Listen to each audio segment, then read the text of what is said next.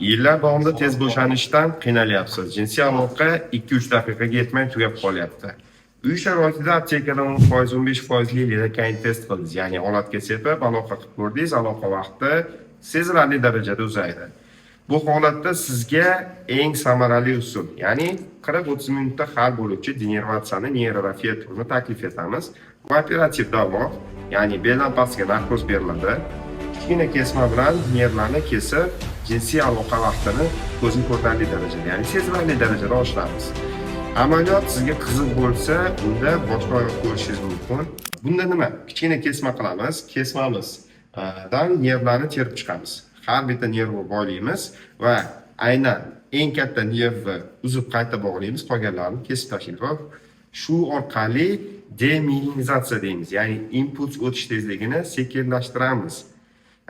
Va bu holatda siz tez bo'shanishdan butun umrga xalos bo'lasiz. Endi juda ko'p patsientlar bo'lgan, bu amaliyotdan keyin hattoki perforator qilib qo'ydingiz degan otziv kelgan. Ya'ni vaqtini 30-40 daqiqaga uzaytirdingiz degan. Bemorga bir kundan keyin uyga javob beramiz. Mana yaqinda Qirg'izistondan patsientimiz keldi, aynan shu videomizni ko'rib, amaliyot qildik, ertasi kuni bemorimiz uyiga bemalol ketdi.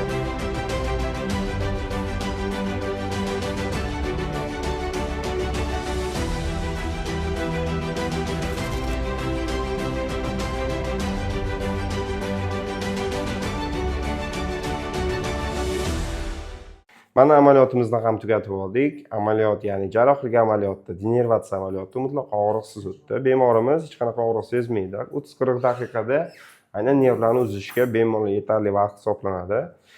Sizlarda ham shunaqa muammolar kuzatilyapti. Tez bo'shanishi. Tez bo'shanish sababi ko'pda, faqat olat boshi sezuvchan, tez sezuvchan bo'lmaydi.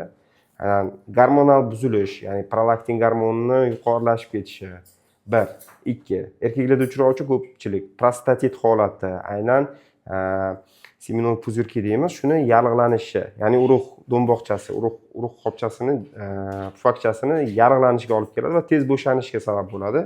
2. Metabolitik sindrom, ya'ni semizlik. 3. Sahrli diabet, ya'ni qandli diabet. 4.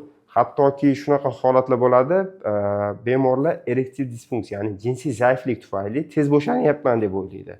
Qaysidir pozada aloqa qiladi, aloqani yotib qolmasligi uchun tez bo'shanadi va bu holatda aniq diagnoz qo'yishimiz uchun albatta qabulimizga kelishini kerak.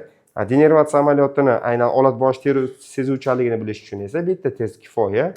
Agarda sizlarda ham tez bo'shanish bilan doir qanaqadir savollar tug'ilgan bo'lsa, unda kommentariyaga bemalol yozinglar. Biz sizlarga bu haqida to'liq ma'lumot berib o'tamiz. Sog' bo'linglar, sog'lig'ingizga bee'tibor bo'lmanglar.